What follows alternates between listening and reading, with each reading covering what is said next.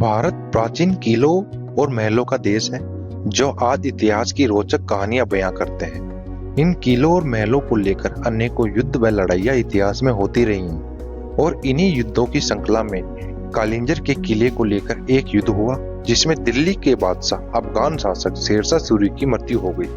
नमस्कार दोस्तों, आपका स्वागत है मेरी YouTube वीडियो सीरीज प्रमुख भारतीय युद्ध के एक और वीडियो में।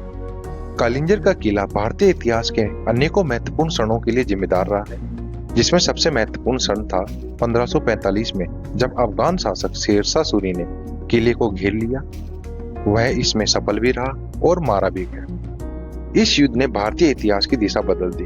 तो जानते हैं ये सब इस वीडियो में, पर पहले जानते हैं थोड़ा बैकग्राउंड कि कैसे इस किले की लड़ाई ने भारतीय इतिहास की दिशा बदल दी।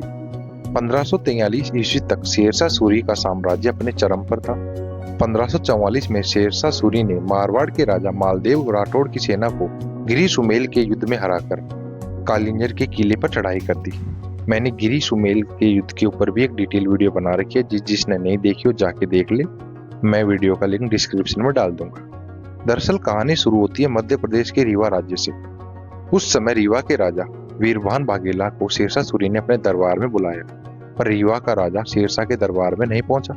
तो शेरशाह गुस्सा होकर उसने अपनी सेना रीवा पर भेज दी, जिसकी वजह से रीवा का राजा वीरभान बाघेला शरण के लिए कालिंजर के राजा कीर्ति सिंह के पास पहुंचा और कीर्ति सिंह ने उन्हें अपने यहाँ पे शरण दी। और फिर शेरशाह ने कीर्ति सिंह के पास संदेश भेजा कि वीरभान बाघेला को उन्हें सौंप दे, परंतु कीर्ति सिंह ने शेरशाह की मांग को अस्वीकार कर दिया।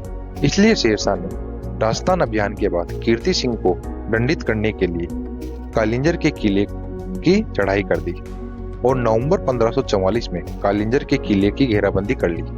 परंतु कालिंजर के किले की सुरक्षित दीवारों की वजह से शेरशाह की सेना इस मजबूत किले पर कब्जा नहीं कर सकी और यह घेराबंदी लगभग 7 महीनों तक जारी रही।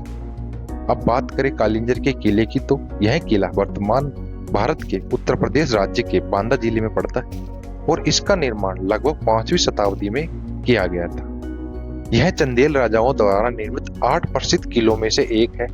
यह विंध्या रेंज के एक अलग सपाट चोटी वाली पहाड़ी पर स्थित है, जिसकी ऊंचाई मैदान से 244 मीटर है।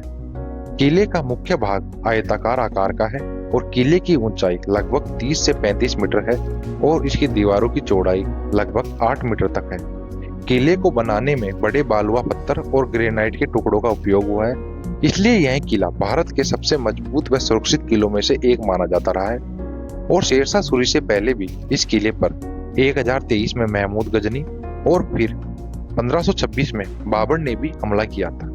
अब बात करें शेरशाह सूरी की घेराबंदी की, तो कालिंजर के किले की सुरक्षित व मजबूत दीवारों की वजह से शेरशाह की सेना लगभग 7 महीनों तक किले पर कब्जा नहीं कर पाई।